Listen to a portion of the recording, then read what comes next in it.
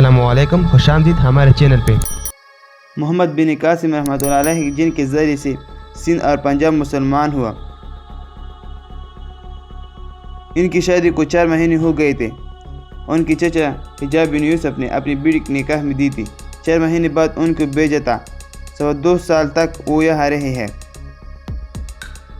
आज तक मुसलमानों के नाम अमाल की उनके नाम पर जा रहे हैं। 2 साल बाद गिरफ्त हुई, मुसलमान के जुल्म की शिकार हुई, जेल में शहीद हुई। अपने घर को सिर्फ 4 महीने आबाद देख कर सकें।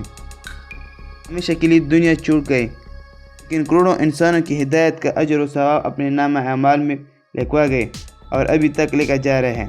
जब इनको शहीद किया जाने लगा तो कहने लगे, उन्होंने मुझे ज़य किया और किसी जवान को ज़य किया जो उनकी हुदूद की हिफाजत करता था और मुश्किल वक्त में उनके काम आता था। आज इसको उन्होंने ज़य कर दिया। मोहम्मद बिन कासिम रहमतुल्लाह अलैह का एक घर उजड़ गया और लाखों करोड़ों इंसान इस्लाम में आ गए। एक अल्लाह वाले ने मुल्क का फौर अहमद बिन तुलून को नसीहत की तो उसको गुस्सा आ गया। उनके हाथ और पाँव बांध के बू को शेरों के सामने डाल दिया और ऐलान करा दिया कि बादशाह के सामने गुस्ताखी करने वाले का अंजाम ऐसा होता है। जब सब इकट्ठे हो गए तो एक बू का शेर आकर अपनी ज़ुबान से उनके पाँव और हाथों को चाटने लगा, जिससे जानवर अपने बच्चों को ज़ुबान से चाटते हैं। ये जानवर की मोहब्बत और प्यार का तरीका है। वो शेर उस अल्लाह वाले के पैर चाट रहा था तो उन पर भी लर्ज़ा तारी हो गया कि मैं अब भी उसके मुंह में जाऊंगा।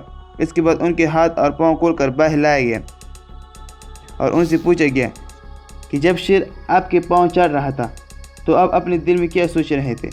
तो उन्होंने कहा कि मैं ये सोच रहा था कि मेरे पाँव पाक है या नापाक है। अल्लाह की हिकमत दिल में उतर जाती है तो शेर को भी अल्लाह ताला बकरी बना देता है और हम इंसान नुमा बकरों से नहीं डरते हैं और अल्लाह ताला से डरते हैं।